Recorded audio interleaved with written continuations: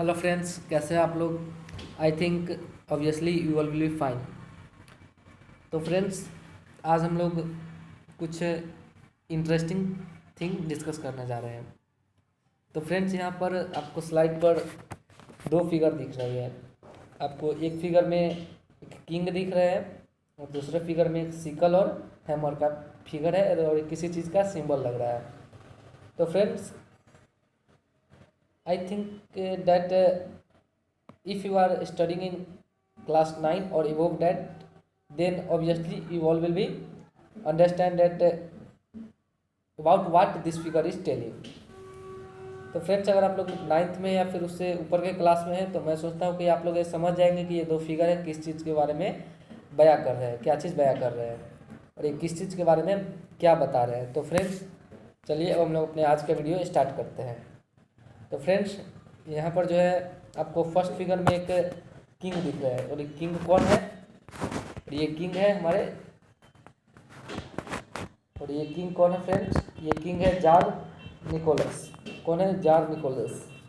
ये किंग है हमारे जार निकोलस। ये जो है एक रसिया के किंग है। और सेकेंड फिगर में आपको एक सिकल और हैमर दिख रहा है। ये भी जो है एक रिवॉल्यूशन का, रशियन रिवॉल्यूशन का एक सिंबल था।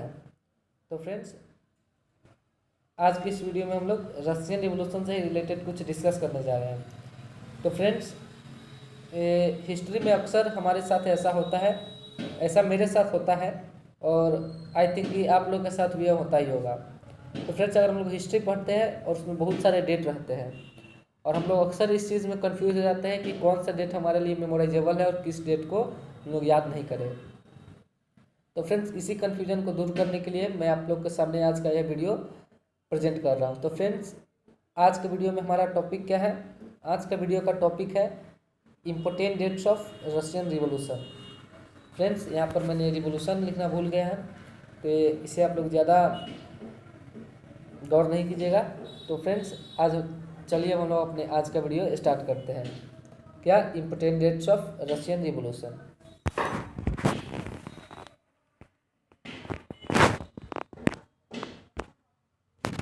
तो फ्रेंड्स, हम लोग आ गए हैं अपने अगले स्लाइड पर और यहाँ पर आपको कुछ डेट्स दिख रहे होंगे और उनके आगे कुछ वर्ड्स भी लिखे हुए, कुछ सेंटेंस भी लिखे हुए हैं। तो फ्रेंड्स, आज हम लोग इसी चीज़ों के बारे में डिस्कस करने जा रहे हैं। हिस्ट्री के डेट्स में हम लोग आज उसके अंदर हम लोग जा रहे हैं, हिस्ट्री के डेट्स के अंदर हम लोग स्टडी करने जा रहे हैं। तो फ्रेंड्स, यहाँ पर मैं जितना भी डेट्स डिस्कस करूँगा वे सभी जो है मैंने एक एनसीईआरटी बुक से ही ली है और ये सभी जो है इम्पोर्टेंट डेट्स है रशियन रेवोल्यूशन के। तो फ्रेंड्स, यहाँ पर आपको दिख रहा होगा की dates of Russian revolution. Friends, की जो है इम्पोर्टेंट का एक सिनोनिम है और मैंने यहाँ पर सिनोनिम का ही यूज़ किया है। तो फ्रेंड्स, चलिए अब हम लोग अपने आज के लेक्चर को स्टार्ट करते हैं। तो फ्रेंड्स, सबसे पहले जो है हम सभी लोग जानते हैं कि रसिया में रिवॉल्यूशन हुआ था सोशलिज्म के लिए, वहाँ से राजशाही को हटाने के लिए। तो फ्रेंड्स, सबसे पहले कि कितने वर्षों तक सोशलिज्म के लिए डिस्कस हुआ था, उसके ऊपर कितने वर्षों से लोग यह विचार कर रहे थे कि सोशलिज्म आना चाहिए कि नहीं आना चाहिए, सोशलिज्म हमारे लिए फ़ायदेमंद है कि नहीं होगा, सोशलिज्म से हमें फ़ायदा है या नुकसान है। तो इन सब चीज़ों के बारे में विचार करते हुए उन लोग 30 साल गुजार दिए। 3 डिकेड उन लोगों ने सोशलिज्म के बारे में ही डिस्कस करते रह गए, उसी के बारे में डिबेट करते रह गए। तो फ्रेंड्स, ये क्या है, 1850 से 1880 तक 3 डिकेड। तो फ्रेंड्स, 1850 से 1880 तक रसिया में सोशलिज्म के ऊपर ही डिबेट होता रहा कि सोशलिज्म आएगा, कैसे आएगा, वो हमारे लिए बेनिफिशियल होगा कि नहीं होगा, उससे हमें फ़ायदा होंगे या नुकसान होंगे। जिस प्रकार से हम लोग किसी ऑब्जेक्ट को खरीदने से पहले उसके बारे में कुछ फ़ायदा नुकसान, उसका लाभ हानि, इन सब चीज़ों के बारे में डिस्कस करते हैं, उसी प्रकार से रसिया में जो है 30 सालों तक 1850 से 1880 तक इसी चीज़ पर डिस्कस होता रहा कि सोशलिज्म रसिया में आना चाहिए कि नहीं आना चाहिए। तो फ्रेंड्स, अब आगे क्या है, 1898। तो 1898 में क्या हुआ, formation of the Russian social Democrats worker party. तो फ्रेंड्स, ये जो है कोई आम पार्टी नहीं है, बहुत ही उस समय के लिए एक बहुत ही इम्पोर्टेंट पार्टी था, एक प्रकार से एक चिंगारी था। तो friends Russian social Democrats worker party क्या था? तो फ्रेंड्स एक पार्टी जो था व्लादिमीर लेनिन और जियोर्जी के द्वारा इसे इस्टेब्लिश किया गया था। और इस पार्टी का उद्देश्य था, इस पार्टी का जो विज़न था, इस पार्टी का एम था कि रसिया में सोशलिज्म को कैसे लाना है। और फ्रेंड्स रसिया में जो है जितने भी रिवोल्यूशन हुए उसमें वर्कर्स का एक बहुत ही इम्पोर्टेंट रोल रहा है, वर्कर्स का बहुत ही महत्वपूर्ण योगदान रहा है। तो फ्रेंड्स रसिया में जो है वर्कर ही रिवोल्यूशन के मेन कारण माने जाते थे। तो फ्रेंड्स तो रसिया में एक सोशल डेमोक्रेट्स वर्कर पार्टी का इस्टेब्लिशमेंट हुआ था 1898 में। और ये जो पार्टी है कार्ल मार्क्स के आइडिया को फॉलो करती थी। और कार्ल मार्क्स का आइडिया था सोशलिज्म लाना। तो फ्रेंड्स 1898 में Russian social Democrats worker party का फॉर्मेशन हुआ रसिया में सोशलिज्म को इस्टेब्लिश करने के लिए। लेकिन उस समय जो है एक इलीगल पार्टी के रूप में चलती थी। इलीगल मतलब कि ये गैर कानूनी थी। इसे जो है अगर कानून अगर इसे जान लेता कि एक पार्टी बनी हुई है तो इसे जो है क्या किया जाता, पनिशमेंट दिया जाता इस पार्टी के चीफ को। तो फ्रेंड्स उस समय जैसा कि आप सभी लोग जानते हैं कि 1914 से पहले रसिया में सारा के सारे पार्टी इलीगल थे। 1914 से पहले आप रसिया में कोई भी पार्टी नहीं बना सकते थे। तो फ्रेंड्स 1898 में क्या हुआ, Russian social Democrats worker party का इस्टेब्लिशमेंट हुआ। तो फ्रेंड्स ये जो हमारा सेकेंड डेट है और हम आगे बढ़ते हैं, धीरे धीरे आगे बढ़ेंगे। और रशियन रिवोल्यूशन में इसी प्रकार से हुआ था, मंथ बाय मंथ एकदम धीरे धीरे आगे बढ़ा था। तो फ्रेंड्स अब 1905, तो फ्रेंड्स 1905 में क्या हुआ था, the bloody Sunday and the revolution of 1905। तो फ्रेंड्स ब्लडी संडे क्या होता है, what is bloody Sunday, what is the revolution of 1905। मैं आपको एक अभी के लिए एक होमवर्क देता हूँ, एक प्रकार से आपको लेके एक वर्क देता हूँ कि आपको जो है कमेंट करके बताइए कि ब्लडी संडे क्या होता है। और नहीं तो इसके बारे में मैं जो हूँ वीडियो के अंत में डिस्कस करूँगा, इसलिए वीडियो को अंत तक देखते रहिए। तो फ्रेंड 1905 में ब्लडी संडे और रशियन और 1905 के रिवोल्यूशन का एक इवेंट हुआ। ब्लडी संडे इवेंट क्या है इसके बारे में आपको वीडियो के अंत में बताऊंगा। तो फ्रेंड्स अब हम लोग आगे बढ़ते हैं, इस पर हम लोग वीडियो के लास्ट में डिस्कस करेंगे। तो फ्रेंड्स अब आता है 2 मार्च 1917। तो फ्रेंड्स अब आप लोग सोच रहे होंगे कि एक बैग मतलब कि इतना जल्दी जो आप इतना आगे के डेट में चले गए, मतलब कि 12 ईयर छोड़कर 1917 में आ गए। तो फ्रेंड्स उसके बीच में कुछ डेट्स हैं, आई थिंक वो उतना इम्पोर्टेंट नहीं है। तो फ्रेंड्स अब क्या हुआ, 2 मार्च 1917। तो फ्रेंड्स 2 मार्च 1917 को जार को जो है वहाँ से रसिया में जार को एबॉलिश कर दिया गया। एबॉलिशन ऑफ जार मतलब कि रसिया से जो है राजशाही को 2 मार्च 1917 को वहाँ से राजशाही को हटा दिया गया। मतलब कि वहाँ पर जो उस समय जार निकोलस II थे उन्हें 2 मार्च 1917 को हटा दिया गया रसिया से राजशाही को। तो फ्रेंड्स ये जो है हमारा 4th डेट है, मतलब चौथा इम्पोर्टेंट डेट है 2 मार्च 1917।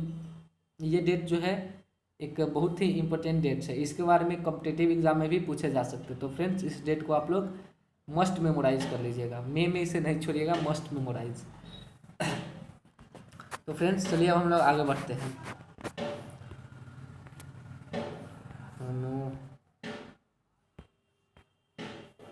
तो फ्रेंड्स यहाँ पर जो आपको कुछ डेट्स भी दिख रहे होंगे और कुछ फिगर भी दिख रहे होंगे।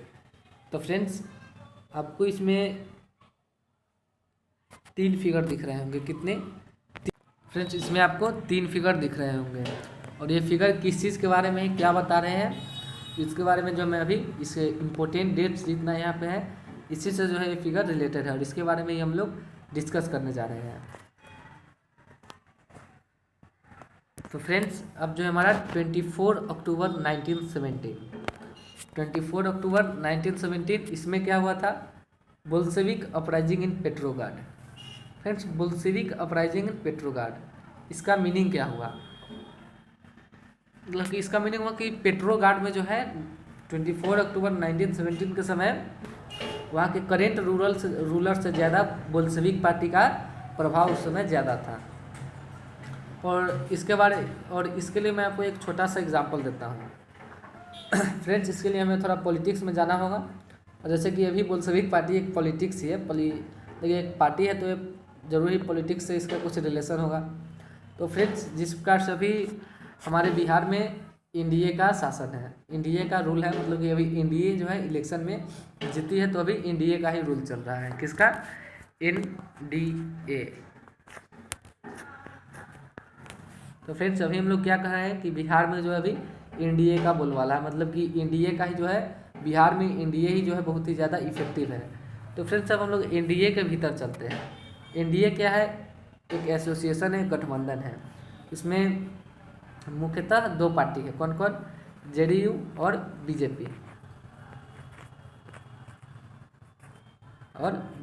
तो फ्रेंड्स, अभी अगर आप लोग बिहार के होंगे तो आप लोग ऑब्वियसली ही जानते होंगे कि इस बार जो है बीजेपी को कुछ ज़्यादा सीट मिली है जेडीयू के कंपेयर में। तो इससे हमें क्या मालूम चलता है कि जेडीयू जो है, बीजेपी जो है बिहार में जेडीयू से अधिक इफेक्टिव है। मतलब ये कब? मतलब 2015 से इस 2020 के बीच में बिहार में बीजेपी कुछ अधिक ही प्रभावी बनी है, उससे ज़्यादा। और करेंट रूलर से, मतलब कि नीतीश कुमार से ज़्यादा प्रभाव किनका है? नरेंद्र मोदी जी का है बिहार में।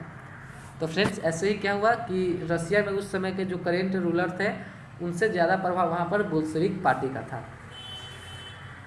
तो फ्रेंड्स, आई होप कि आपको जो है बहुत ही अच्छे से समझ में आ गया होगा और मेरा एग्जांपल भी आपको समझ में आया होगा। तो फ्रेंड्स, चलिए हम लोग आगे चलते हैं। अब क्या है? 1918 टू 1920 द सिविल वार। तो फ्रेंड्स, सिविल वार क्या था? और 1918 से 1920 2 सालों तक जो है सिविल वार ही चलता रहा था। तो फ्रेंड्स, सिविल वार एक थोड़ा सा बड़ा टॉपिक है, तो इसके लिए मैं एक अलग से वीडियो बनाऊंगा और इस वीडियो के सिविल वार के बारे में अपने अगले वीडियो में डिस्कस करूंगा। ऐसे आप जो यहाँ पर एक फिगर जो दिख रहा है आपको, ये जो है सिविल वार का ही फिगर है। सिविल वार में क्या हुआ था इस समय जो है इस समय तो फ्रेंड्स, सिविल वार जो है बोल्शेविक और एंटी बोल्शेविक के बीच में हुआ था। तो ये जो आपको यहाँ पर इमेज दिख रहा है, ये जो है सिविल वार का कुछ इमेज है। और फ्रेंड्स, ये बोल्शेविक और एंटी बोल्शेविक, इन्हीं चीज़ों के बारे में हम लोग, मैं जो अगला जो वीडियो अपलोड करूँगा उसमें जो है मैं इन्हीं कुछ पॉइंट्स पर अगला वीडियो इसी बेस पर होगा और हम लोग इसी के बारे में डिस्कस करेंगे। तो फ्रेंड्स, चलिए आगे बढ़ते हैं। और अगर आप हमारा इस वीडियो को देखना चाहते हैं तो हमारे चैनल को सब्सक्राइब कर दीजिए ताकि आपको इसका नोटिफिकेशन मिल जाए। तो फ्रेंड्स, ये जो बात की बात है, चलिए हम लोग अपने करेंट का टॉपिक डिस्कस करते हैं। तो फ्रेंड्स, आगे क्या हुआ? 1929 beginning of collectivisation. Friends, 1929 beginning of collectivisation. Friends, ये कलेक्टिवाइजेशन क्या था? फ्रेंड्स, मैं आपको एक शॉर्ट में बता देता हूँ कलेक्टिवाइजेशन क्या हुआ। तो फ्रेंड्स, जब 1929 के समय रसिया जो है उस समय राजशाही वहाँ पर नहीं था। उस समय व्लादिमीर लेनिन भी नहीं थे। उस समय जो है वहाँ पर एक स्टालिन वहाँ के रूलर थे। तो वहाँ पर क्या हुआ कि वहाँ पर जो है ग्रेन सप्लाई का बहुत ही कमी हो गया था। तो फ्रेंड्स, उस समय वहाँ के जो स्टालिन वहाँ के रूलर थे, उन्होंने क्या डिसीजन लिया? उन्होंने क्या कि जितना भी लैंड था उनको उन्होंने गवर्नमेंट के कब्जे में ले लिया और उस पर जो है उन्होंने सबों से एक साथ खेती करवाना शुरू कर दिया। तो इसे जो है कलेक्टिवाइजेशन कहा जाता था। तो फ्रेंड्स, इसका शुरुआत जो है 1929 में किया गया था और उस समय जो है स्टालिन वहाँ के रूलर थे। तो फ्रेंड्स, इसका फिगर मैं आपको भी दिखाता हूँ, इसके बारे में कुछ फिगर है। तो फ्रेंड्स, ये जो यहाँ पर फिगर दिख रहा है, कुछ पर्सन लोग हैं जिन्होंने कुछ कुदाल उदाल रख रखा है। यहाँ पर एक पर्सन ने किसी पर्सन का हाथ पकड़ रखा है। तो फ्रेंड्स, ये जो है कलेक्टिवाइजेशन के समय का फिगर है। इस समय जो है सारे जितने भी किसान थे उन सारे को लैंड को स्टालिन ने सीज कर लिया था गवर्नमेंट की प्रॉपर्टी बताकर, और उस पर जो है कलेक्टिव एक साथ उस पर खेती करवाते थे। तो फ्रेंड्स, ये जो है कलेक्टिवाइजेशन का यहाँ से बिगनिंग हुआ था। तो फ्रेंड्स, अब आपका लास्ट डेट है 1919 फॉर्मेशन ऑफ कॉमिंटर्न। तो फ्रेंड्स, कॉमिंटर्न क्या था? तो फ्रेंड्स, एक इंटरनेशनल कम्युनिज्म को कॉमिंटर्न कहा जाता है। ये जो है 1919 में इसका फॉर्मेशन हुआ था। रशियन रिवॉल्यूशन के बाद में कम्युनिज्म का स्थिति जानने के लिए वर्ल्ड में, तो इसलिए जो इसे है फॉर्मेशन ऑफ कॉमिंटर्न हुआ था 1919 में। इसे इंटरनेशनल कम्युनिज्म भी कहा जाता है। तो फ्रेंड्स, आपको जो यहाँ पर फिगर दिख रहा है, एक सिकल हैमर है और वहाँ पर एक ग्लोब का फिगर है। एक प्रकार से सारे ग्लोब टाइप का अर्थ का फिगर है और एक सिकल और हैमर का फिगर है और यहाँ पर एक आपको त्रिशूल टाइप से कुछ निकला हुआ है।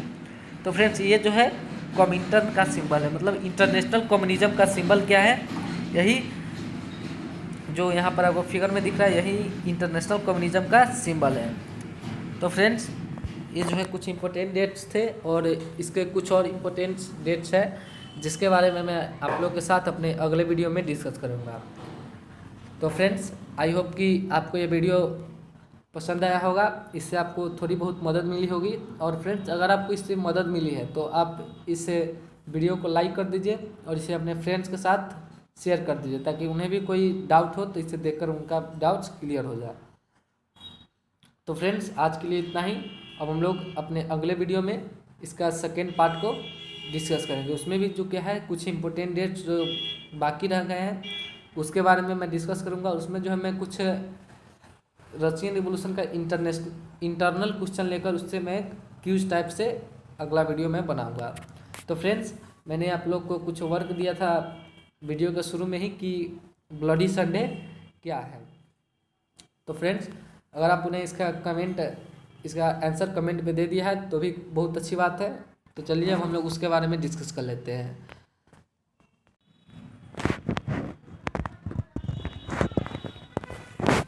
तो फ्रेंड्स अब जो है मैं इसके बारे में डिस्कस करने जा रहा हूँ कि ब्लडी संडे क्या था और 1905 रेवोल्यूशन क्या था। तो फ्रेंड्स चलिए हम लोग आते हैं अपने थोड़ा बैक में हम लोग चलते हैं। तो फ्रेंड्स यहाँ पर जो है आपको कुछ इमेजेस दिख रहे हैं। हमारा टॉपिक क्या है 1905 रेवोल्यूशन और ब्लडी संडे। तो फ्रेंड्स ऐसा हुआ कि मैं आपको एक स्टोरी के रूप में बता देता हूँ कि रसिया में एक फैक्ट्री थी पुटिलोव आयरन वर्क्स, ये जो उस फैक्ट्री का नाम था। तो 1904 में जैसा कि हमने देखा है कि Russian social Democrats worker party का फॉर्मेशन हुआ था 1898 में। तो इसी पार्टी के जो वर्कर्स थे उसमें 4 वर्कर्स को 1904 में क्या हुआ, 1904 में पुटिलोव आयरन वर्क्स, ये एक फैक्ट्री है जिन्होंने इस रशियन सोशल डेमोक्रेट्स पार्टी के 4 वर्कर्स को डिसमिस कर दिया। कितने? 4 वर्कर्स को डिसमिस कर दिया अपने फैक्ट्री से। तो फ्रेंड्स उस समय जो है वर्कर जो थे उस समय बहुत ही ज़्यादा रसिया के वर्कर्स जो है यूनाइटेड थे। हम लोग फ्रेंच रिवॉल्यूशन के बारे में भी हम लोग देखे थे, लेकिन रसिया के वर्कर्स, रशियन वर्कर्स जो थे उस समय बहुत ही यूनाइटेड थे। तो फ्रेंड्स जब वहाँ के 4 वर्कर्स को डिसमिस कर दिया गया तो अगले दिन जो है पेट्रोगार्ड के सारे फैक्ट्री के वर्कर्स स्ट्राइक पर चले गए कि उन्हें क्यों डिसमिस किया गया। उनका डिमांड क्या था? उनका डिमांड था वेजेज को कम करना, वेजेज को ज़्यादा करना और वर्किंग आवर को कम करना। तो फ्रेंड्स उनका ये डिमांड था और ये स्टार्ट कहाँ से हुआ था फ्रेंड्स? मैंने आपको क्या बताया, पुटिलोव आयरन वर्क्स। इस कंपनी ने 4 वर्कर्स को डिसमिस कर दिया था अपने कंपनी से जो वर्कर पार्टी के सदस्य थे। तो फ्रेंड्स इससे क्या हुआ कि वहाँ के जो पार्टी के जो और मेंबर्स थे, वर्कर्स थे, उनके बीच एक बदला की भावना उत्पन्न हो गई। तो इन लोगों ने स्ट्राइक कर दिया, ये लोग स्ट्राइक पे चले गए। तो फ्रेंड्स फिर क्या हुआ, तो फिर जो है फादर गैपन, उस समय जो इन लोगों ने जो स्ट्राइक किया, इनके लीडर थे फादर गैपन। वे लोग जो है विंटर पैलेस पे पहुंच गए। वे लोग विंटर पैलेस चले गए स्ट्राइक करते करते। विंटर पैलेस क्या था, यहाँ पर जो है जार निकोलस II यहीं पर रहते थे। तो वे लोग जो है फादर गैपन के लीडरशिप में विंटर पैलेस पर अटैक कर दिए। विंटर पैलेस पर गए, विंटर पैलेस तक वे लोग स्ट्राइक करते करते चले गए और वहाँ पर जो है इन वर्कर्स पर पुलिस ने अटैक कर दिया। यहाँ पर आपको फिगर में दिख रहा होगा। तो फ्रेंड्स ये फिगर में आप क्या देख रहे हैं कि यहाँ पर कुछ कैपलर्स है। कैपलर्स मीन्स होता है घुड़सवार। ये लोग जो है ये वर्कर्स पर देखिए किस प्रकार से जो है अटैक कर रहे हैं। ये जो है फ्रेंड्स आपको थोड़ा क्लियर दिखाता हूँ। तो फ्रेंड्स ये देखिए यहाँ पर क्या है, एक वर्कर आपको दिख रहा है रेड कलर के मार्क्स में, एक वर्कर है। और फ्रेंड्स अब देखिए ब्लू कलर का मार्क्स, यहाँ पर जो है आप एक पुलिस को देख सकते हैं जिन्होंने अपने हाथ में कुछ हथियार रखा हुआ है। शायद एक डंडा है या फिर कोई तलवार टाइप का कुछ लग रहा है, तो इसे जो है क्या इस पर अटैक कर रहे हैं और ये जो है बचने की कोशिश कर रहा है। तो फिर वहाँ पर क्या हुआ, जब ये लोग फादर गैपन के लीडरशिप में जब विंटर पैलेस पर पहुँच गए तो वहाँ पर इनके ऊपर जो है पुलिस के द्वारा अटैक कर दिया गया।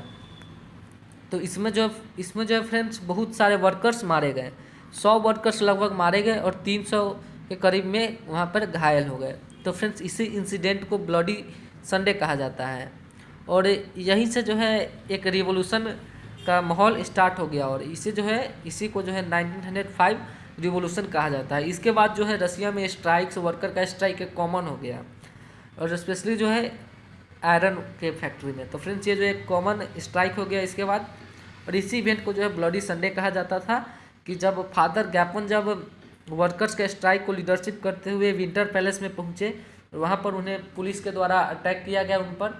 इसमें जो है 100 लोगों से ज़्यादा मृत्यु को प्राप्त हुए और 300 के करीब लोग घायल हो गए और इसी इवेंट को ब्लडी संडे कहा जाता है और इसी को 1905 रिवॉल्यूशन भी कहा जाता है। तो फ्रेंड्स ये तो मैंने आपको जो वर्क दिया था उसका मैंने आपको यहाँ पर सॉल्यूशन भी बता दिया। तो फ्रेंड्स अब जो है मैं आपको एक बहुत ही इंटरेस्टिंग क्वेश्चन दे रहा हूँ, होमवर्क, गूगल होमवर्क। तो फ्रेंड्स अगर आप लोग इस चैप्टर को बिल्कुल ध्यान से पढ़े होंगे तो आपको जो है इसका आंसर बहुत ही सिंपली मालूम चल जाएगा। नहीं तो फ्रेंड्स इसके बारे में मैं अपने अगले वीडियो में इसके आंसर के बारे में डिस्कस करूँगा। तो फ्रेंड्स हमारा होमवर्क क्या है, तो चलिए मैं आपको अब आज का होमवर्क बता देता हूँ। चलिए फ्रेंड्स मैं लिखना भूल गया हूँ, यहीं पर मैं आपको बोल देता हूँ। तो फ्रेंड्स हमारा होमवर्क क्या है, तो आप लोग को जो एक होमवर्क मैं दे रहा हूँ कि हम लोग 8 मार्च को ही वुमेंस डे क्यों सेलिब्रेट करते हैं। Why we celebrate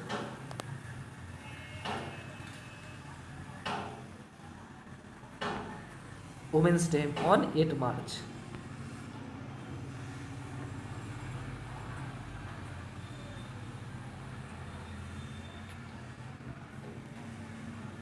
friends women's day on 8 March. Why we celebrate women's day on 8 March. हम लोग 8 मार्च को ही वुमेंस डे क्यों सेलिब्रेट करते हैं, 9 मार्च को क्यों नहीं करते। ये जो है मैं आप लोग के लिए एक क्वेश्चन के रूप में जो है एक होमवर्क के रूप में इस क्वेश्चन को छोड़ता हूँ। आप लोग इसके आंसर मुझे कमेंट सेक्शन में दीजिए और नहीं तो मैं अगले वीडियो में इसके आंसर के बारे में डिस्कस करूँगा। इसका आंसर आप लोग को बताऊँगा कि हम लोग वुमेंस डे जो है 8 मार्च को ही क्यों मनाते हैं, 9 मार्च को, 9 मार्च को, 10 मार्च को क्यों नहीं मनाते हैं। तो फ्रेंड्स चलिए इसी के साथ हमारा आज का ये वीडियो ख़त्म होता है और फिर हम लोग आपसे मिलेंगे अब अगले वीडियो में। तो फ्रेंड्स अगर आपको ये वीडियो पसंद आया हो तो इसे लाइक कीजिए, हमारे चैनल को सब्सक्राइब कर दीजिए ताकि आपको सारे नोटिफिकेशन सबसे पहले मिल सके और कमेंट करना नहीं भूलिएगा आपको ये वीडियो कैसा लगा। अगर आपको कुछ कमी महसूस हुई हो तो आप कमेंट सेक्शन में कर हमें बताएं और चैनल को सब्सक्राइब करना ना भूलें। तो फ्रेंड्स धन्यवाद, जय हिंद, जय Bharat, goodbye, take care.